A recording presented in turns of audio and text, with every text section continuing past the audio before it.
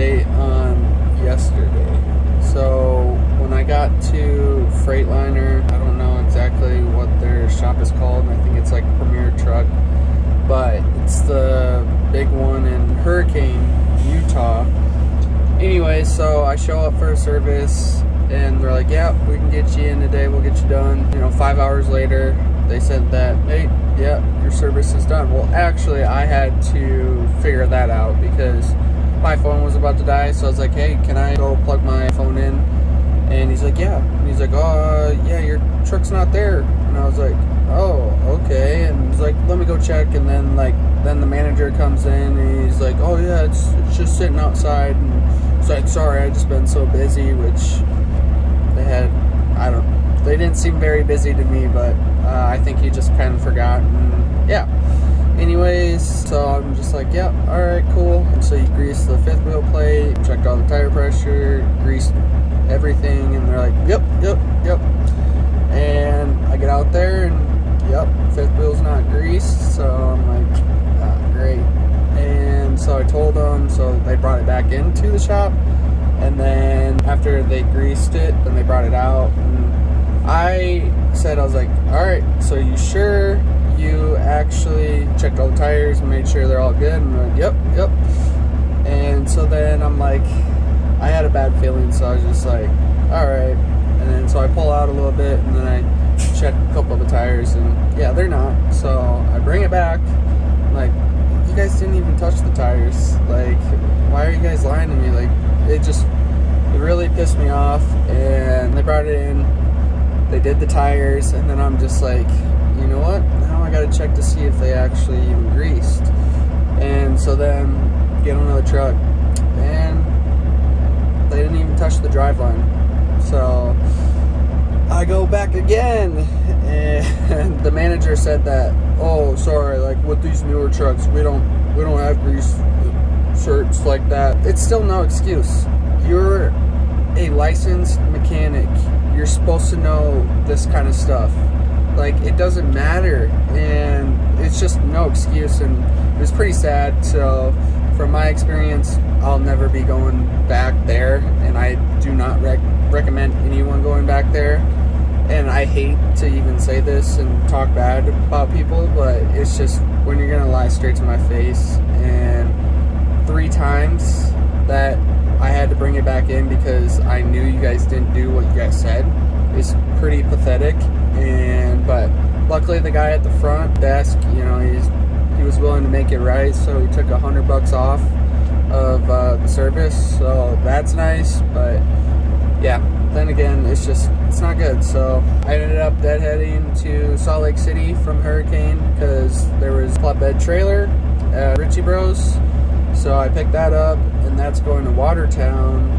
So I'm just kind of waiting to see if I can find something to throw on it. So just have to wait and see. All right, well, made it to Ritchie Bros, just outside of Salt Lake, Lake Point, Utah. Got my trailer. Honestly, all the lights work. Like, tires are okay.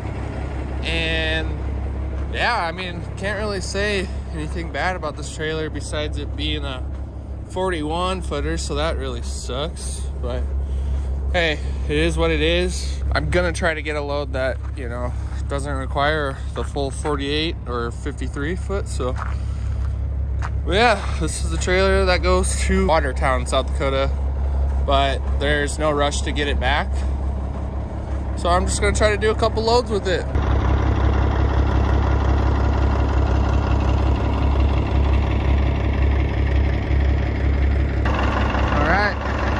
Strapped down, go to whopping pallets.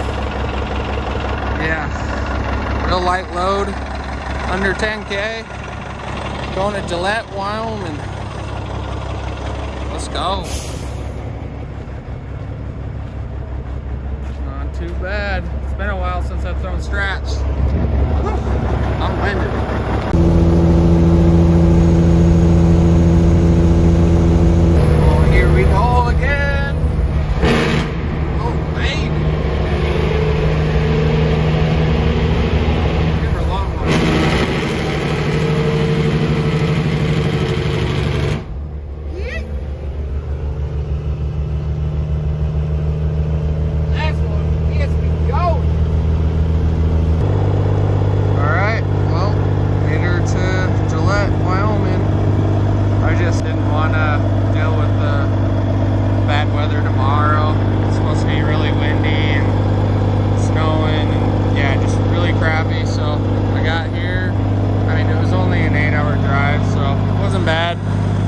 So just wait till the morning to get unloaded and then see what I can find.